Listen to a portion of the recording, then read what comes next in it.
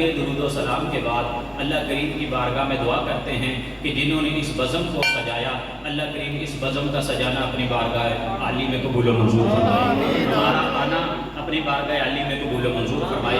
یوں محفل میلاد سجا کر مصطفیٰ کی شان بیان کرنا یہ کوئی نیا طریقہ نہیں ہے۔ صحیح بخاری شریف کے اندر کتاب التفسیر میں امام بخاری رحمۃ اللہ علیہ ابو عالیہ تابعی کا قول نقل کرتے ہیں، وہ کہتے ہیں یہ جو آیت ہے ان اللہ و ملائکتہ یصلون علی النبی، بڑی مشہور آیت آپ نے پہلے بھی ہر محفل میں سنتے ہیں کہ بے شک اللہ اور اس کے فرشتے رسول کریم صلی اللہ علیہ وسلم پر درود و سلام بھیجتے ہیں۔ اے ایمان والو تم بھی درود اور زیادہ سے زیادہ سلام بھیجو۔ امام بخاری کہتے ہیں کہ رب کے درود بھیجنے سے مراد کیا ہے؟ تو بخاری شریف کے اندر لکھتے ہیں کہ ثناؤہ علیہ عند الملائکہ، اللہ کا مصطفیٰ پر درود بھیجنے سے مراد یہ ہے کہ رب فرشتوں کی محفل سجا کر اپنے حبیب کی شان بیان کرتا ہے۔ صحیح بخاری شریف، وہ لوگ جن کی بات بخاری سے نیچے ہوتی نہیں سبحان اللہ، تو بخاری کی مان لیں، اگر بخاری کی مان لیں تو بخار اتر جائے گا۔ سبحان اللہ، کہ یوں محفل سجا کر مصطفیٰ کریم صلی اللہ علیہ وسلم کی شان بیان کرنا یہ رب کا طریقہ ہے اور سننا یہ فرشتوں کا طریقہ ہے۔ صحابہ کا بھی طریقہ ہے، صحابہ بھی شانیں بیان کرتے رہے۔ یہ کوئی 14ویں صدی کا عمل نہیں ہے، یہ کوئی نیا عمل نہیں ہے، یہ کوئی بدعت نہیں ہے، بلکہ مصطفیٰ کی شان وہ شان ہے جو مصطفیٰ کی آمد سے پہلے انبیاء اپنی امتوں کو جمع کرتے اور جمع کر کے کہتے ہمارے بعد ایک شانوں والا آئے گا، جب وہ آئے گا ہمارا کلمہ چھوڑ کر ان کا کلمہ پڑھ دے گا۔ اللہ کریم نے قرآن پاک میں ارشاد فرمایا الذین یتبعون الرسول النبی الامی الذی یجدون، یہ اتنی جو آیت ہے اس پہ کل وہ جو زبیر بھائی کے عبد المتین بھائی کے گھر میں عبد المنان بھائی کے گھر میں محفل ہوئی، اس پہ گفتگو ہوئی، اب اس کے اگلے حصے پہ کرتے ہیں۔ سبحان اللہ، یجدونہ مکتوبا عندہم فی التوراۃ والانجیل، نبی کریم صلی اللہ علیہ وسلم کی شان تورات کے اندر بھی موجود ہے، انجیل کے اندر بھی موجود ہے۔ اور کس نے کہا؟ خدا نے۔ دوسری جگہ اللہ نے ارشاد فرمایا الذین آتیناہم الکتاب، وہ لوگ جن کو ہم نے کتاب دی، یعنی اہل کتاب یہودی اور عیسائی، جن کو ہم نے کتاب دی، یعرفونہ کما یعرفون ابناءہم، یہ مصطفیٰ کو ایسے پہچانتے ہیں جس طرح اپنی اولادوں کو پہچانتے ہیں۔ یہ نہیں کہ جہالت کی بنا پہ یہودی مصطفیٰ کا کلمہ نہیں پڑھتے، جہالت کی بنا پہ عیسائی مصطفیٰ کا کلمہ نہیں پڑھتے، جہالت نہیں بلکہ جان بوجھ کر مصطفیٰ کا کلمہ نہیں پڑھتے، آپ پر ایمان نہیں لاتے۔ ورنہ توریت کے اندر بھی مصطفیٰ کی شان کے چرچے ہیں، زبور کے اندر بھی مصطفیٰ کی شان کے چرچے ہیں، انجیل کے اندر بھی مصطفیٰ کی شان کے چرچے ہیں، جتنے بھی صحائف آئے سب کے اندر یہ بات موجود ہے کہ بعد میں آنے والا اتنی شانوں والا ہوگا، اشارہ کرے گا تو چاند دو ٹکڑے ہو جائے۔ یہ تفسیر روح البیان جلد نمبر 7 کے اندر امام روح البیان امام اسماعیل حقی رحمۃ اللہ تعالیٰ علیہ نے اس روایت کو نقل کیا، وقت تھوڑا ہے اس لیے جلدی صفحہ نمبر 221۔ وَقَانَ رَجُلٌ فِي بَنِي إِسْرَائِيلَ عَصَى اللَّهَ مِئَةَ سَنَةٍ، بنی اسرائیل میں ایک شخص تھا جس نے 100 سال تک رب کی نافرمانی کی۔ ثُمَّ مَاتَ، پھر جب اس کو موت آئی، فَأَخَذُوهُ فَأَلْقُوهُ فِي مَزْبَلَةٍ، لوگوں نے کھینچ کر مزبلہ روڑی پہ پھینک دیا، کچرے کے ڈھیر پہ پھینک دیا۔ فَأَوْحَى اللَّهُ تَعَالَى إِلَى مُوسَىٰ أَنْ أَخْرَجَهُ وَصَلِّ عَلَيْهِ، اللہ نے موسیٰ علیہ السلام کی طرف وحی کی، اے موسیٰ اس بندے کو پکڑ، اس کو غسل دے، اس کو کفن پہنا اور اس پر نماز جنازہ پڑھ۔ حضرت موسیٰ عرض کرتے ہیں یا ربی ان بنی اسرائیل شاہدوا انہ عصاک 100 سنۃ، اے اللہ پورا بنی اسرائیل گواہ ہے اس بندے نے 100 سال تک تیری نافرمانی کی، 100 سال تک گناہ کرتا رہا۔ فَأَوْحَى اللَّهُ إِلَيْهِ إِنَّهُ هَكَذَا، اللہ نے موسیٰ علیہ السلام کو جواب دیا، وحی کی، اے موسیٰ بے شک ایسے ہی ہے، 100 سال تک میری نافرمانی کرتا رہا۔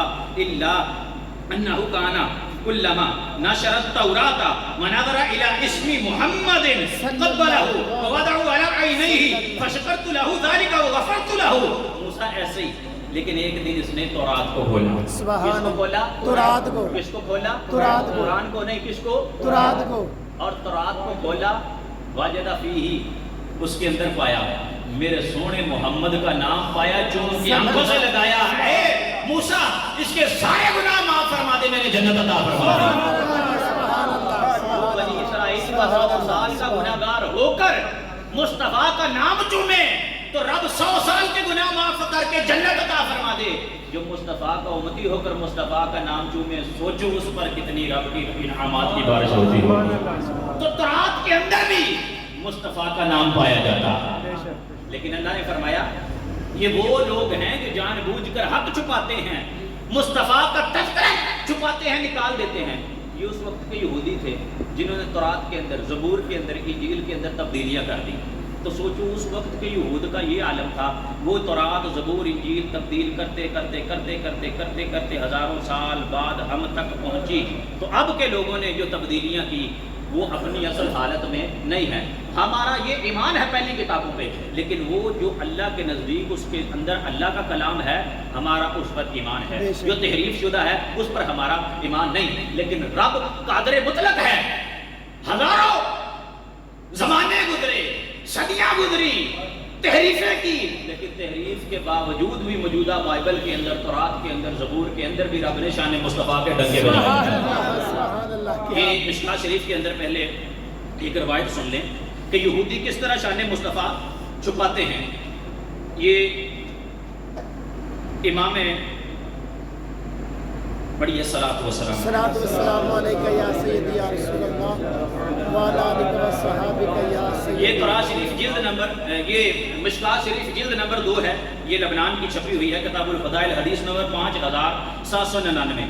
حضرت انس بن مالک کہتے ہیں ان غلاما یہودیا کان یخدم النبی صلی اللہ علیہ وسلم. ایک یہودی لڑکا تھا, حضور نبی کریم صلی اللہ علیہ وسلم کی بارگاہ میں حاضر ہو کر آپ کی خدمت کرتا. ہماری فاتاہ نبی صلی اللہ علیہ وسلم یعودہ, بیمار ہو گیا. نبی کریم صلی اللہ علیہ وسلم کی بارگاہ میں کئی عرصے تک حاضری نہیں دے سکا. مصطفیٰ نے صحابہ کو جمع کیا اور اس کی تیمارداری کے لیے, عیادت کے لیے چلے گئے. فوجد اباہ عند رأسہ یقرأ التوراۃ. اس کا باپ یہودی تھا, بچہ بیمار تھا. اب بچے کے سر پہ کھڑے ہو کر اس کا یہودی باپ تورات کی تلاوت کر رہا تھا. جس طرح ہمارے ہاں کوئی عالم نظام میں ہو تو سرانے کھڑے ہو کر قرآن پڑھتے ہیں, سورہ رحمان پڑھتے ہیں, سورہ یاسین پڑھتے ہیں, یوں وہ تورات پڑھ رہا تھا بچے کے سر پہ. عالم نظر تھا, جان نکلنے کا وقت تھا. تو نبی کریم صلی اللہ علیہ وسلم نے فرمایا فقال له رسول اللہ یا یہودی انشدک باللہ الذی انزل التوراۃ علی موسیٰ. اے یہودی, نبی علیہ السلام نے فرمایا اے یہودی, میں اسی تورات کا واسطہ دے کر, قسم دے کر پوچھتا ہوں جس رب نے موسیٰ پر تورات نازل کی, اس رب کی قسم دے کر پوچھتا ہوں, بتا حل تجد فی التوراۃ نعتی و صفتی و مخرجی. کیا اس تورات کے اندر میری نعت, میری شان اور میری ہجرت کا ذکر موجود ہے؟ اب یہودی نے کیا کہا؟ قال لا. یہودی نے فوراً انکار کر دیا کہ بالکل آپ کا نہ تورات میں نام ہے, نہ نعت ہے, نہ صفت ہے, نہ ذکر ہے, اور نہ ہی آپ کی ہجرت کا ذکر ہے. جب اتنی بات کہی یہودی نے, قال الفتى بلا واللہ یا رسول اللہ انا نجد لک فی التوراۃ نعتک و صفتک و مخرجک. وہ بچہ یہودی جو عالم نظر میں تھا وہ بول اٹھا, یا رسول اللہ رب کی قسم, تورات کے اندر آپ کی شانیں ہیں, آپ کی صفت ہے, آپ کی نعت ہے, تورات کے اندر لکھا ہے آپ مکے سے مدینے کی طرف ہجرت کر کے جائیں گے. وہ بچہ کہنے لگا یا رسول اللہ و انی اشہد ان لا الہ الا اللہ و انک رسول اللہ. میں گواہی دیتا ہوں کہ رب کے علاوہ کوئی معبود نہیں, محمد حق اور سچ اللہ کے رسول ہے.